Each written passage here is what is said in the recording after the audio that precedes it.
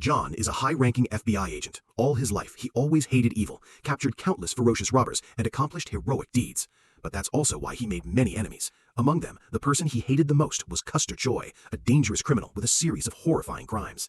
It turns out that 6 years ago, when John was playing with his son at an amusement park, Custer Choi, in order to take revenge on the FBI, hid in the dark and opened sniper fire on John.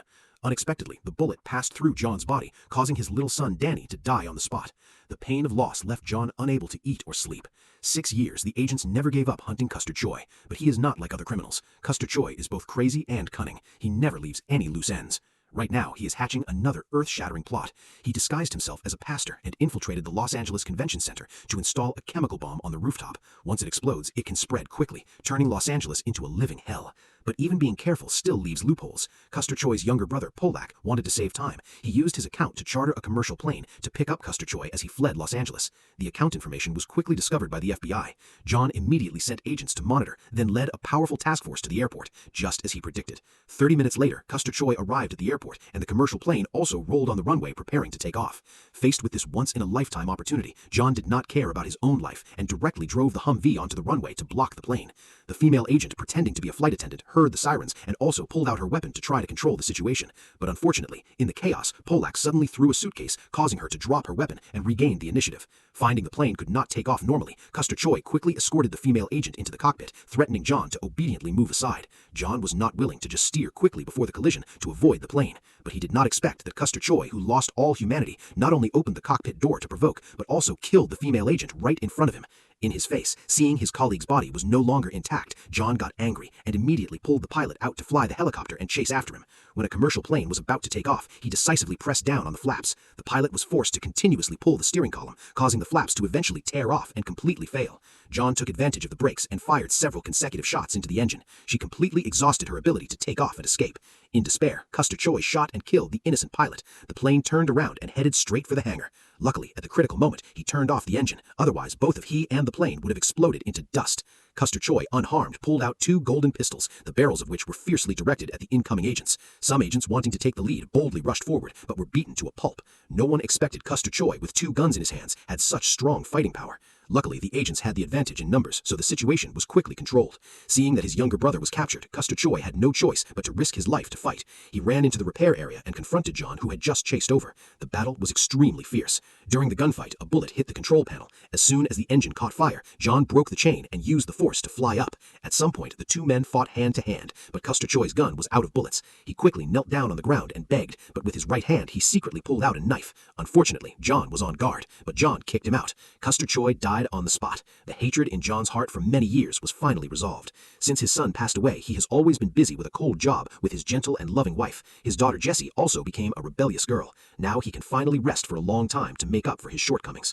But sometimes it's rainy, sometimes it's sunny, and sometimes it's rough. The technical department discovered a hard drive in Polak's briefcase. It contained a chemical bomb blueprint. But what was more confusing was that they did not know the location of that dirty bomb, and they did not know when it would explode. John immediately interrogated Polak, but whether he used harsh or sweet words, Polak still insisted that John give up. Just when he was burning with anxiety, the head of the technical department gave him a plan. It turns out that Custer Choi did not die, but was seriously injured and became a vegetable under the professor's care. The engineering department has achieved a major breakthrough in improving human physiology. Not only can they clone human tissue, but also after transplant, new tissue can heal quickly and leave no marks. John and Custer Choi are almost identical in height, skin color, and eye color. The professor can peel off Custer Choi's face, then use an intermediate deformable mask inside, matching John's head. The exterior shows Custer Choi's facial features. Finally, they will modify the vocal cords to imitate Custer Choi's voice. Additionally, John had studied Custer Choi for years. That's enough to fool everyone. Just need to get the intelligence information and then retransplant it to the surface, and that's it. John was initially very opposed, but thought of the millions of innocent civilians in Los Angeles. He had no other choice but to join this plan. This mission is classified as top secret. There will be no official records. Even John's family had to be kept in the dark. People don't dare to delay. The next day, he embarked on surgery to change his face. Before anesthesia, John took off his wedding ring and gave it to his assistant, telling him to take care of it carefully. Everything was ready. The professor used a marker to draw the outline, then used a laser to slowly cut the epidermis. Thanks to the computer's precise calculations, they smoothly removed John's facial skin. Next, they just repeated the same operation on Custer Choi and then completed the facial skin transplant. After a few short days of recovery, when he actually saw his current appearance, he collapsed immediately. Perhaps this was a wrong decision from the beginning, but the arrow had already left the bow. Getting information about the dirty bomb is the most important thing. The professor used a recording of Custer Choi to calibrate the speech chip in John's larynx. According to the plan, he has 2 days. Until then, his assistant will come to pick him up from prison. John, in his new identity, was completely unaware that this trip would be 9 parts dead and 1 part alive. Being the second in command of the FBI, now he became a dangerous criminal and was thrown into a heavily guarded prison, causing John's body and mind to be tormented. He had to try his best to imitate Custer Choi's words and actions, otherwise he would make the cunning Polak suspicious. Right when he was racking his brains, the group of bullies in prison took the initiative to cause trouble. John had not yet gotten into his role and was suddenly punched until his nose and mouth bled. He saw Polak's meaningful expression. He knew he had to seize this rare opportunity.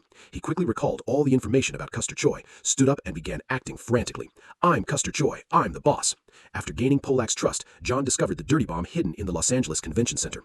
He just needed to wait for his assistant to come pick him up from prison to resolve the crisis. But he didn't expect that Custer Choi, who was diagnosed as a vegetable at the hospital, miraculously regained consciousness. The sharp pain startled him. Seeing John's facial skin preserved in a container, Custer Choi had an evil thought. He quickly called his subordinates to kidnap the professor to the hospital that night, forcing him to transplant John's facial skin for him. After 2 long days that felt like a year, finally the day of his release from prison came. When the prison door slowly opened, John again witnessed a horrifying scene. The person who arrived was not his assistant, but Custer Choi, who had changed his face. After completing the surgery last night, he killed everyone who knew about it. In the dark prison, Custer Choi not only usurped his position, but even usurped his wife and children. The truth proves that the 2 people's flirting skills are not at the same level. With just a few sweet words, Custer Choi made Eve, who had been sad for a long time, bright and cheerful. A candlelight dinner helped Eve rediscover her passion. What makes John even more miserable is Custer Choi became the one to save him from prison. Completely devastated, he asked for help from the prison guards, but they would not easily trust a dangerous criminal. Faced with such a desperate situation, John had to think of a way to do something, and his only choice was to escape from prison. The first time he tasted power, Custer Choi's ambitions quickly swelled, and he revealed the whole story right before the bomb exploded, intentionally creating an extremely dangerous situation. When the bomb disposal team arrived, it was too late, at which point he ordered everyone to evacuate the scene. He quietly entered the code to stop the bomb's countdown, and he automatically became a hero of Los Angeles. The next FBI director position would definitely belong to him. Seeing Custer Choi's actions on the news, John knew he had to act immediately. He learned that only when executed by electric chair could the prisoners be removed from their iron shackles. Therefore, John deliberately attacked the prison guard during recess and was allowed to sit down and enjoy electric therapy once. As for the bully, because he had lied before, he was also punished. The intense pain paralyzed his whole body, and he quickly fell to the ground unconscious. Just as John had predicted, the guards who already disliked him helped him undress, wanting to teach him a lesson to gain prestige, completely unaware of what they were about to face. Just as the electric chair was about to be locked and turned on, the gangster lying on the ground suddenly jumped up. The prison guards could not react in time and were defeated one by one. It turned out that John and the gang leader appeared to have a fierce confrontation, but in fact had secretly planned to escape from prison in advance. The 2 of them already had extraordinary fighting power. Now there are more powerful weapons, like a tiger with wings. Only the guards on the second floor armed with rifles are somewhat dangerous. John conveniently threw a bottle of sulfuric acid into the air, waiting for the right appearance to shoot it. While the prison guard's support force had not yet arrived, John quickly went upstairs to escape from the execution room. The bully was completely unleashed, picking up weapons from the ground, revealing his brutal nature. He shot open the control room door, rushed inside, killing all the prison guards inside. John, who had just arrived, immediately opened the prison door and freed all the prisoners. The whole prison immediately became chaotic. The prison guards were not enough to suppress the riot. This was a good opportunity for the 2 men to escape from prison. However, it's a pity that the gangster was shot many times while supporting John, leaving only John to escape. But when he looked around, he immediately despaired. It turned out that the prison was not located on land, but built on an offshore oil rig. Before he could calm down, an armed helicopter appeared again. John didn't have time to think too much and ran away. Faced with intense fire from the air, he still used all his abilities to escape, but if he continued like this, sooner or later he would be shot full of holes. There was no other way, so he had to risk his life.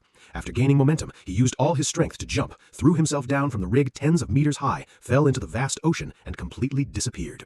Custer Choi quickly learned about the prison riot. When he learned that John was alive and saw no dead body, a bad premonition suddenly rose in his heart. If John hadn't drowned, he would definitely have come back to take revenge. Then he encountered Jessie being harassed by her friends. When he was in a frustrated mood, he often needed a place to vent his anger. So the other man was beaten to a pulp by him. He was so excited that he even pulled out a folding knife and gave it to Jessie, telling her that if she encountered a situation like tonight again, she should stab the other person's thigh hard and then spin around, so the wound would be difficult to heal. And it is this knife that will play an important role in the next developments. Just as Custer Choi predicted, John did not die after jumping off the rig, but took advantage of the night to escape to Los Angeles. He had researched Custer Choi's relationships very carefully, so he went straight to the guy with the protruding head, wanting to borrow his strength to deal with Custer Choi. Seeing that his old friend was still alive, the villain did not hesitate and decided to do his best to save him. He quickly brought out a suitcase filled with all of Custer Choi's cool equipment. Everyone did not know that the man in front of them was not the real Custer Choi. John also seriously presented his plan. He planned planned to go on a cool moonlit night, wait for Castor Troy to fall asleep, then sneak in and kill him.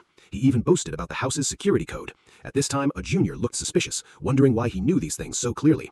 John replied frankly, "Hey, I slept with his wife."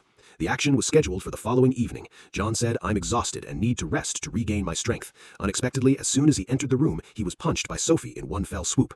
It turns out that she is the younger sister of the hooded guy, who used to be Castor Troy's lover. She even gave birth to his handsome son. Sophie sacrificed everything for Castor Troy, but Castor Troy, who had a free-spirited nature and loved freedom, still did not know his son's existence and listened to Sophie's painful confessions.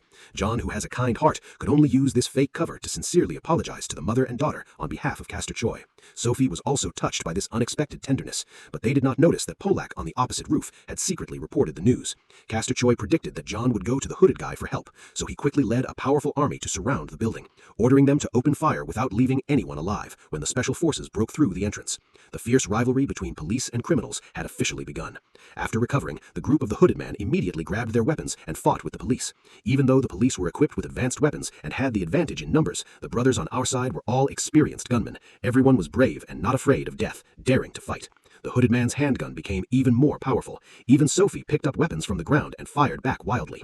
In a moment, the police suffered heavy casualties. Castor Troy was forced to send reinforcements to attack fiercely from many directions. The juniors ran out of bullets and finally couldn't resist and were shot down one by one. In the chaos, Castor Troy secretly targeted Sophie and the baby. At the critical moment, the hooded man blocked that fatal shot. He tried to get up and told Sophie to take her child and run away. Then he told John to take care of them before collapsing. The hooded guy died tragically because he helped him. John was so angry he vowed to tear Castor Troy apart. It's true, when enemies meet, their eyes turn red. As soon as the two saw each other through the glass, they opened fire and shot each other wildly. After a period of fighting with no one gaining the upper hand, Castor Troy had reinforcements come to support. John had to flee. He ran while avoiding pursuit until he reached the rooftop. Polak seemed not intending to let him off easily, yet Polak climbed the stairs to block the way. Facing this once-in-a-lifetime opportunity, John threw a kick that sent Polak flying. Polak had no time to dodge and fell to the ground. Castor Troy saw his younger brother fall to death before his eyes. Castor Troy couldn't hide his heart-wrenching pain, which made the agent standing next to him bewildered, wondering why he was so heartbroken over a criminal that deserved to die. Because he had arbitrarily mobilized the police force and caused a massacre, Castor Troy was arrested and reprimanded by FBI Director Mr. F. Victor Lazaro. While angry, he had a murderous desire to replace Lazaro. He noticed that Lazaro was so excited that his old heart disease seemed to come back, so he suddenly used his elbow to hit Lazaro hard in the heart. Lazaro, an old man, immediately stopped breathing.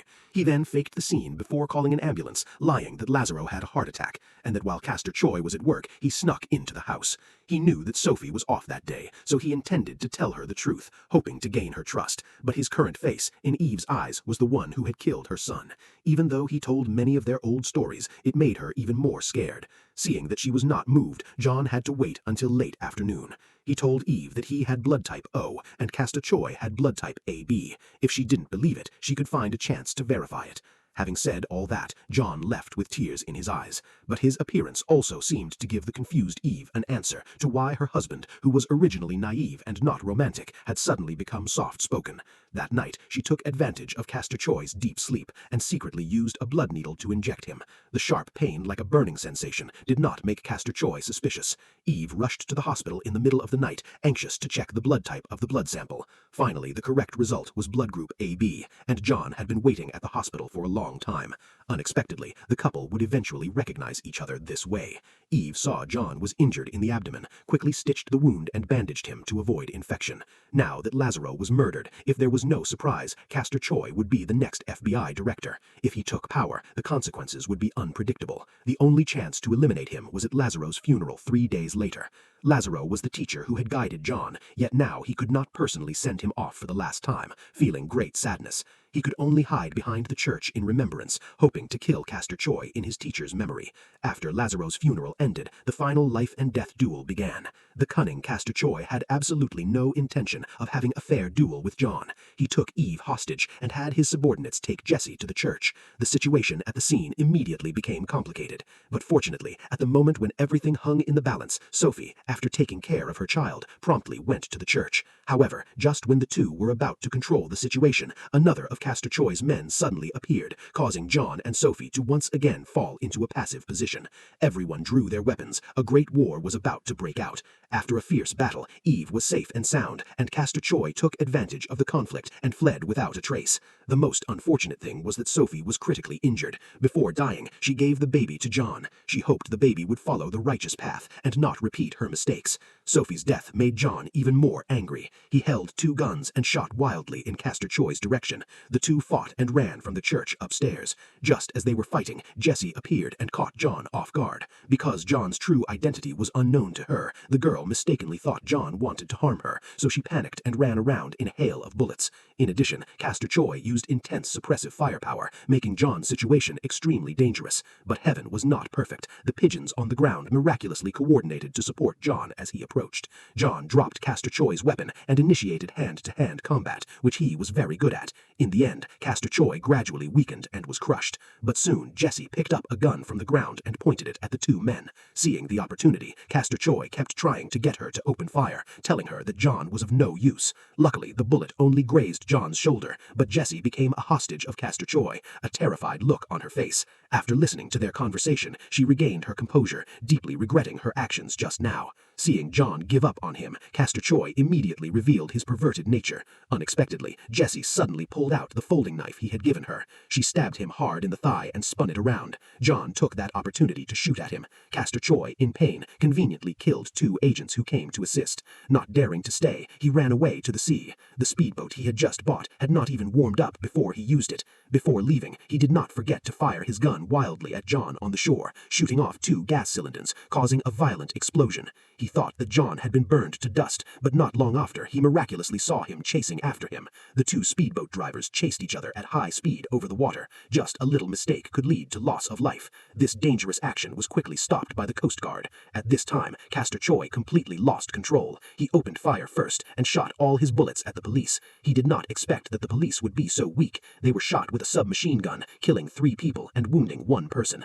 Next, he steered quickly, causing John to have no time to dodge, and rushed straight into the Coast Guard ship in front. John was lucky to escape. He must quickly stop Castor Troy's rampage and prevent more innocent people from being injured. He used all his strength to jump onto Castor Troy's boat. The two struggled with each other without success. When they had time to react, they were about to crash into an obstacle on the beach. The two fell to the ground, and before they could catch their breath, they started fighting again. Castor Troy fought dirty and picked up an iron bar and gave John a fatal blow right when John fell down in pain. He suddenly saw the staple gun half submerged and half floating on the beach. Castor Troy was about to take advantage of the victory and suddenly had his remaining leg shot and broken. At this point, he completely lost the ability to fight. Seeing that he was about to die, Castor Troy did not want John to live in peace. He used one hand to hold the staple gun he was about to shoot, then used the iron bar to slash his face, wanting John to never be the same again. John angrily eliminated him on the spot. Along with the death of Castor Troy, John finally avenged his teacher and son. Eve promptly reported to the police and explained the truth clearly to avoid John being mistakenly shot by the police. After his superiors learned of John's incident, John had the best surgeon from Washington arrive, using the results of his professor's research to operate on him again, ending the film with John's face perfectly re-implanted. He even brought Sophie's son home, adopting the boy to create a new family of 4, not only to fulfill Sophie's wish, but also to make up for the shortcomings with the family during this busy life. The value of a movie lies in its reputation, and the value of a movie review lies in its perception. Today's story ends here. Thank you for watching the movie. What do you like about this movie? Please have a comment below. Now, goodbye, and see you again in the next recaps.